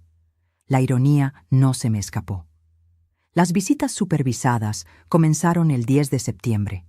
Cada sábado a las 3:00 p.m. en el Centro de Convivencia Familiar del Estado. 2 horas, con una trabajadora social presente, sin doña Clarisa. María me contó que las primeras 3 visitas fueron tensas. Roberto intentaba actuar normal, como si nada hubiera pasado. Le compraba juguetes caros a Mateo. Intentaba hablar con María, ignorando la orden de no contacto directo. La trabajadora social tuvo que recordarle 3 veces que solo estaba ahí para ver a su hijo, no para intentar reconciliarse con su exesposa. Porque sí, exesposa. El divorcio se finalizó el 18 de noviembre. María recuperó su apellido de soltera. Salazar. Solo Salazar. En la 4ª visita, algo cambió. Roberto llegó sin regalos caros. Se sentó en el piso con Mateo y simplemente jugó. Bloques, autos de juguete, cosas simples. Cuando terminó la visita, le dijo a la trabajadora social algo que ella luego le contó a María. «Finalmente entiendo lo que perdí. No el control, no la conveniencia, sino la oportunidad de ser un buen padre». No sé si era genuino, no sé si realmente cambió, pero sé que Mateo ahora pregunta menos: ¿por qué papi y abuela dijeron que mami no nos quiere? Lentamente, muy lentamente, ese veneno se está limpiando de su mente. De doña Clarisa no sé mucho. Escuché que sigue viviendo sola en su casa de las afueras, que Roberto la visita menos ahora, que intentó contactar a María 3 veces violando la orden de restricción y después de la 3ª vez pasó 48 horas detenida. No volvió a intentarlo después de eso. Una parte de mí, pequeña pero presente, siente lástima por ella. No por lo que le pasó, se lo ganó, sino por lo que eligió perder. Eligió el control sobre el amor. Eligió la manipulación sobre la familia genuina. Eligió estar correcta sobre estar conectada. y ahora vive sola en una casa grande, con 2 propiedades a su nombre y nadie con quien compartirlas.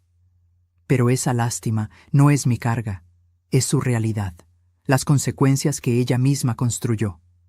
María está diferente ahora, más fuerte, no solo en espíritu, aunque eso también, sino en su forma de pararse, de hablar, de tomar decisiones. Ayer me dijo que aceptó un trabajo como maestra en una nueva escuela. Empieza en abril. Conseguiremos una niñera para Valentina, o tal vez yo me jubilé precisamente para estos momentos, para ayudar, no para controlar, sino para apoyar. Hay una diferencia enorme entre las dos cosas, una diferencia que doña Clarisa nunca entendió. Mateo pregunta por su papá a veces, ¿por qué papi no vive con nosotras? Y María, con una paciencia que me llena de orgullo, le explica con palabras simples, porque a veces los adultos cometen errores, y cuando eso pasa, necesitan tiempo para aprender a ser mejores, pero papi te ama, y tú lo verás cada semana. No le dice que su padre la echó, no le dice que su abuela la llamó chiquilla sin apellido, no le llena de veneno, porque ella decidió ser mejor que ellos, no por ellos, por su hijo, por ella misma. Valentina duerme en una cuna al lado de mi cama. A veces me despierto a las 3:00 a.m. cuando llora, y mientras la meso de regreso al sueño, pienso en cómo hace 6 meses su madre dormía en cartones. Cómo todo podría haber sido diferente si yo no hubiera documentado, si no hubiera actuado, si hubiera aceptado el así son las cosas que tanta gente acepta. Pero no acepté. Y esa es la lección que quiero que mis nietos algún día entiendan. La sangre no garantiza el respeto se gana. Y se pierde. Las familias no se definen por apellidos o ADN. Se definen por quién aparece cuando estás durmiendo en una plaza, por quién lucha por ti cuando no puedes luchar por ti misma, por quién te sostiene cuando el mundo te suelta. Roberto era familia por matrimonio, doña Clarisa era familia política. Pero cuando María más los necesitó, ellos eligieron el egoísmo, eligieron la crueldad, eligieron celebrar mientras ella sufría. Esa no es familia. Eso es biología sin amor. Conexión sin compromiso. A veces me pregunto si fui demasiado dura, si debí haber intentado mediación antes de ir a los tribunales, si debí haber dado más oportunidades. Pero luego recuerdo la foto. Las 2:37 a.m. del 14 de agosto. Mi hija embarazada bajo cartones. Mi nieto durmiendo en concreto frío. Y sé que hice exactamente lo que tenía que hacer. No venganza, justicia. Hay una diferencia fundamental. La venganza busca causar dolor equivalente. La justicia busca consecuencias proporcionales que enseñen, que protejan, que prevengan que vuelva a pasar. Yo no quería destruir a Roberto. Quería proteger a María. No quería humillar a doña Clarisa. Quería asegurarme de que nunca más pudiera lastimar a mi hija. Y lo logré. ¿Podría haber sido diferente? Tal vez. Si Roberto hubiera mostrado remordimiento antes. Si doña Clarisa hubiera reconocido su manipulación. Si cualquiera de ellos hubiera dicho perdón y realmente lo hubiera sentido. Pero no lo hicieron. No hasta que fue demasiado tarde. Hay palabras que, una vez dichas, no se pueden borrar. Lárgate. No sirves para nada. Estás mejor sin ella. Celebrando la libertad. Esas palabras quedaron grabadas, no solo en mensajes de texto, sino en el corazón de María, en la memoria de Mateo, en el expediente judicial que siempre existirá. Y cuando Roberto finalmente dijo, lo siento, en la 5ª visita supervisada, María lo miró y respondió con calma, acepto tu disculpa, pero eso no cambia lo que hiciste, ni las consecuencias. Dignidad hasta el final. Eso es lo que le enseñé, y eso es lo que ella aprendió.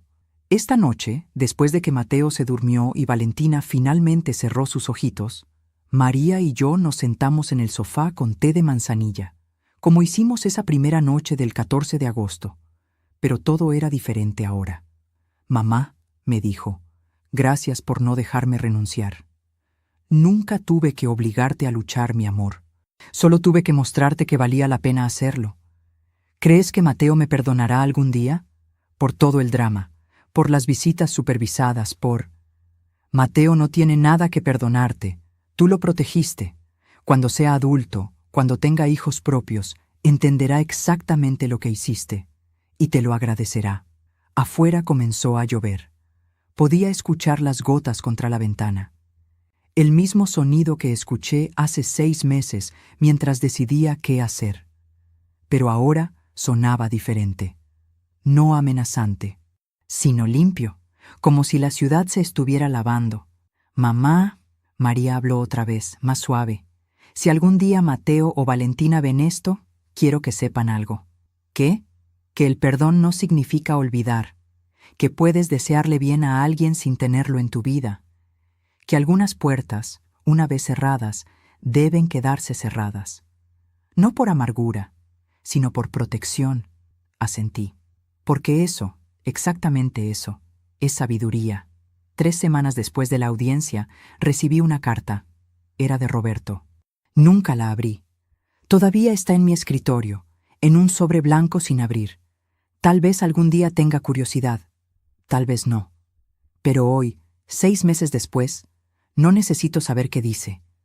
Porque finalmente entendí algo que tardé 61 años en aprender. Algunas palabras, una vez dichas, nunca se pueden borrar. Ni con disculpas, ni con tiempo, ni con cartas no leídas. Lárgate de aquí, no sirves para nada. Esas fueron las últimas palabras que Roberto le dijo a María el 10 de agosto. Y aunque eventualmente dijo otras palabras, palabras de disculpa, palabras de arrepentimiento, aquellas primeras palabras ya habían hecho su trabajo. Habían cerrado una puerta, para siempre. Y a veces, eso es exactamente como debe ser.